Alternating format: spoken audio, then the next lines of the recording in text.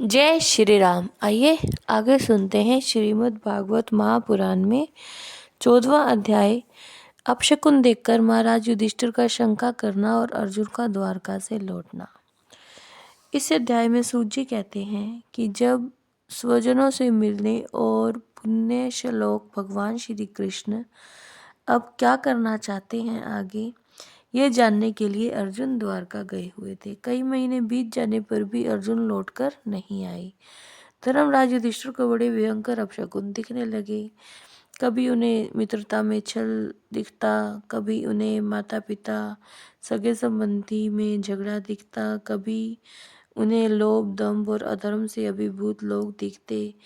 तब युधिष्ठिर ने कहा, हे भीम, अर्जुन को हमने द्वारका इसलिए भेजा था कि वहां जाकर पुण्य श्लोक भगवान श्री कृष्ण क्या कर रहे हैं इसका पता लगाए और संबंधियों से मिल भी आए। तब से 7 महीने बीत गए, परंतु तुम्हारे छोटे भाई अब तक नहीं लौटे हैं। मैं ये समझ नहीं पा रहा हूँ कि उनके न आने का क्या कारण है, क्योंकि देवऋषि नारद के द्वारा बतलाया हुआ वह समय तो वहीं नहीं आ पहुंचा है जिसमें भगवान श्री कृष्ण अपने लीला विग्रह का स्मरण करना चाहते हैं। उन्हीं भगवान की कृपा से हमें ये संपत्ति, राज्य, स्त्री, प्राण, कुल, संतान, शत्रुओं पर विजय और स्वर्ग आदि लोकों का अधिकार प्राप्त हुआ है।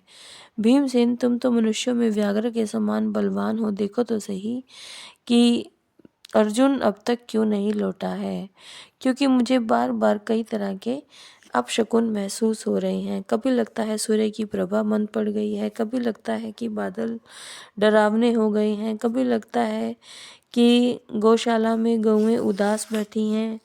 देवताओं की मूर्तियां भी मुझे उदास उदास सी लगती हैं। पता नहीं मुझे क्या हो रहा है। इतने बड़े बड़े उत्पातों को देखकर मैं तो ये समझता हूँ कि निश्चय ही नारद जी द्वारा कहा हुआ समय आ चुका है जिसमें श्री कृष्ण भी अपने विग्रह को छोड़कर अपने लोक में जाने को तैयार बैठे हैं।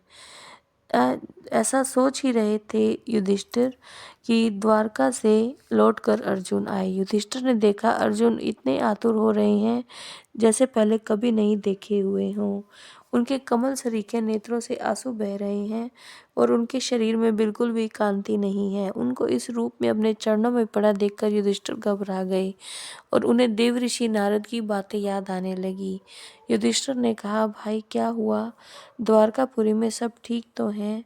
सब आनंद से तो हैं? तुम इतने उदास क्यों हो? वहाँ पे सब सकुशल तो हैं? तब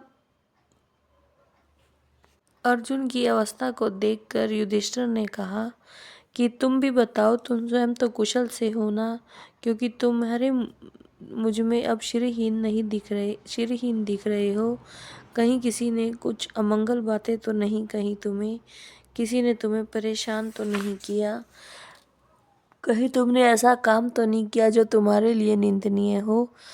और अब मुझे ये बताओ कि तुम अपने परम प्रियतम अभिन्न हृदय परम सुहृद भगवान श्री कृष्ण से रहित हो गए हो क्या? इसी से अपने को शून्य मान रहे हो? इसके सिवा और कोई दूसरा कारण नहीं हो सकता। जय श्री राम।